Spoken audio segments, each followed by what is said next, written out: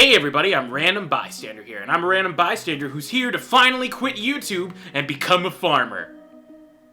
Oh wait, that's a terrible idea. Well, I want to farm, but I also want to play video games and videos. So what could I do in exchange? Oh hey, Stardew Valley! Stardew Valley. I remember it being a huge game back when it first came out, way back in 2016. This game was developed by one guy. You heard me. One guy. Eric Barone had been working on this game since around 2012 while looking for a job. Years later, the game released and everyone went nuts about it. It was everything great about the Harvest Moon franchise, but with other elements thrown in. It was truly loved by all. I remember wanting it, being a huge fan of the Harvest Moon series, but not getting the game until the start of 2018, just because my computer wasn't powerful enough for it. Yes, my computer was not good enough for Stardew Valley. It was that bad of a potato. But when I got my new computer, I instantly bought the game on Steam and was addicted to it. I spent hours upon hours playing the game, trying to make the farm as big as I could, and trying to get the most enjoyment out of the game. Until I just kinda stopped. I think I overplayed the game a bit, or maybe something new was released at the time that I just kinda stopped playing it after a while. But while I have been keeping my distance with the game, Stardew Valley has only gotten bigger and bigger. Stardew Valley has gone through numerous updates, and has been ported to all the major consoles, including the Nintendo Switch. So today we're gonna take a look at the game once more to see if it actually holds up. After all, at least it's not like I'm gonna get addicted again. A few moments later. Must play Stardew. Must get chicken coops. Must grow potatoes. Must play Stardew Valley. Yeah, I'm addicted again. But how did I become a farmaholic? Well, let's begin at the character creation. Your character is completely customizable, including skin tone, clothes, hair, or in my case, no hair. Thank you, concerned ape. You can learn a thing or two, Game Freak. Now, what to name my farm? Well, if I learned anything from naming my town in Animal Crossing City Folk, it's that you should stick to simplicity. And so begins the tale of Random in Farm. The game starts out with our grandpa, Santa Claus, on his deathbed, giving us a letter that we, and I quote here, shouldn't open until you feel crushed by the burden of modern life. Jeez, Grandpa, you're being a bit of a downer. It's not like you're dying or anything. Wait, let you rest?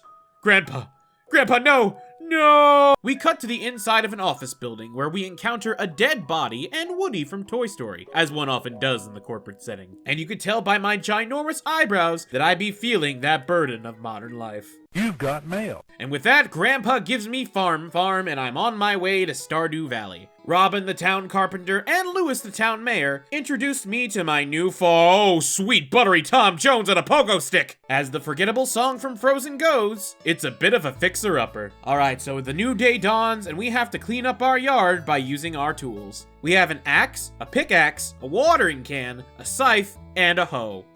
A gardening hoe, for crying out loud. While I fix the farm, let's talk about how the game looks. It has this pixel art style that is simple, yet filled with life and detail. There's something about the way the game looks and how it's animated that's just super charming. The way you walk around town, the way you interact with villagers, the way I'm about to pass out, the way your crops grow. Wait a minute, I'm about to pass out. You may be tempted to spend the whole first day trying to fix your farm. And you can, but your energy limit will go down faster than you think. You have an energy meter where you'll pass out if it goes all the way down. So you either gotta find ways to raise your energy, like snacks and food, or find other things to do. It can be super tempting to use all your energy because of all that you can do. Grow crops, chop down trees, and eventually raise animals like cows, sheep, chickens, and goats. There's that and so much more you can do with the farm alone. Days later, other things are unlocked, like the community center, where you find these adorable forest sprites, but in order to see them and understand their writing, you have to visit a purple-haired wizard and drink some weird stuff, man.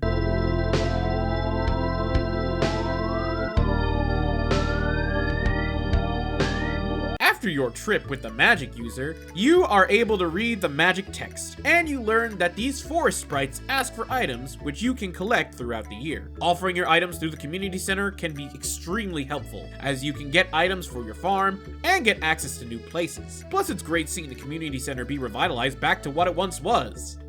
Or you could do none of that and just sell your soul and the community center to Joja Mart. Yep, that corporation you left in the beginning of the game, they followed you and they can help you with your community center as well. For a small fee. 5,000? Look, if I want to feel empty inside while making a big purchase, I'll just be a pro member at GameStop. Alright, along with interacting with your farm, what else can you do? Well, you can befriend the townsfolk. There are tons of villagers that you can interact with in various locations. You befriend them by talking to them every day and by giving them gifts. Villagers love certain gifts more than others, and while you may be given hints in the game based on what certain villagers say, you may also want to look at a guide. There's a lot of benefits to befriending villagers. Along with getting free stuff from them, you also get cutscenes where you learn even more about them.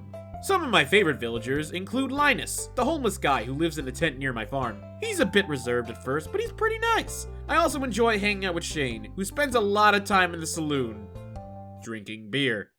I think he might be an alcoholic. Well, at least I know I can max his heart meter by enabling him. And of course, the mayor himself, Mayor Lewis, who my grandpa knew back in the day and hasn't aged a bit. He's a cool mayor, and I'd say we are pretty tight. Oh hey, it's a letter from Lewis, where he wants me to find his lucky purple shorts. What a peculiar thing to lose. I wonder where they could be. Oh. Yep, they're a thing. They're definitely a thing. Mayor Lewis, you dog, you. Looks like taxes aren't the only thing Mayor Lewis is collecting. I'm just gonna take these. I'm sure you'll see them again later. Speaking of, Mayor Lewis isn't the only one getting that hanky-panky hullabaloo, as there are many villagers you can date as well. I always enjoyed the idea of wooing characters in Stardew Valley. Not just because you can woo the ladies, but you can also woo the guys as well. As long as they are single, they are yours to choose, and no one is stopping you. For me personally, out of all the guys, the only one that really interests me was Shane. But even then, I only wanted to be friends, as Shane has a lot of issues to work on. As for the ladies, I had a few options. When I first played Stardew Valley, my immediate choice was Abigail, as she is cute, a gamer, and has purple hair. But oddly enough, no one in her family does. In fact, the only other person in the village with purple hair is... Oh... What is with this game and all the affairs? Yeah, no Abigail this time. I wanted to change the pace. My immediate next choice was Leah, who, like me, also lived outside of town and was in the wilderness. And she seemed mysterious, yet kind. And she's an artist, that's super cool. My only problem with her was, I never could find her. She was either in her house where I couldn't get in at the time, or somewhere lost in the woods where I was too lazy to go look for her. It's very hard to woo someone when you always miss their schedule. So in the end, I decided to part ways with Leah and go with Haley. Sure, she starts out thinking farming is boring, and she can't even open jars without our help, but as you get to know her over time, she turns into a decently developed character. To be honest, it's really not that hard to get people to like you. Just give them what they want and do it consistently. You can give villagers up to 2 gifts a week, along with an additional time on the day of their birthday. So make every gift count. I was doing so well, I even got to dance with Haley at the Flower Festival my first year. Oh yeah, the festivals in this game, which are basically mini events that have certain themes to them, and where you can do certain tasks. Festivals like the Egg Festival, where you can participate in an egg hunt, the Jelly Festival, where you can see a bunch of cool jellies, and the Harvest Festival. These festivals bring out great opportunities to get to know the villagers, and of course, where you can get some free items too. Despite farming and talking to people, is there anything else that you can do? Well, actually, yes! Early in the game, you can get access to the mines, where you can grab your pickaxe and look for gems of all different kinds that you can sell for a fortune. Or donate to the museum, or the community center. Those work too. But gems aren't the only thing you'll find in the mines. You'll find slimes and bugs and other enemies too. That's right, this game has combat, and the combat is actually pretty fun. Along with the energy meter you'll also have a health meter, and if either one of them gets empty, back to where you started. You get a save point every 5 floors, so you are able to advance these dungeons quickly. Just make sure you bring plenty of food and healing items to make it through. And once you get the metals you need, you can upgrade your tools, which will help out with farming and mining. And you can get more animals and crops, and there's so much to do in this game, my god! Still things I haven't even talked about, like fishing for example. You can make a lot of money just fishing around the dock. You can also upgrade your house, your chicken coop, and your barn, and other things, so you can maximize the amount of animals you have, maximize the amount of space you have, and have more room to make your farm even bigger. There's also a desert, which I didn't get to, but at the same time, that's still another place to collect more resources. There is so much to do in this game, and that's why I like it as a Switch title.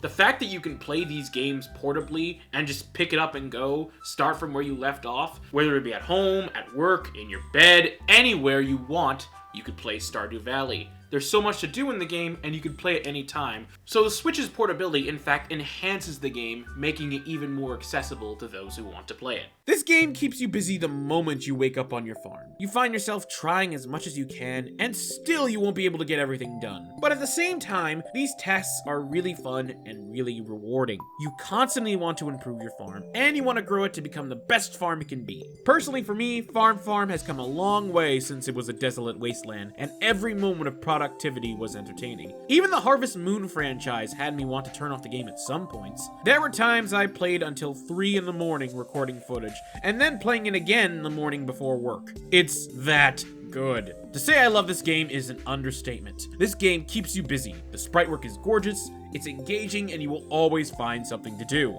It's a game you can always come back to. Even when you think you're done everything, you'll find something else to do, and you'll want to go another 5 hours. If you were a fan of the Harvest Moon series, or you're looking for a game that will suck you in, Stardew Valley is one of the best games I can recommend to you.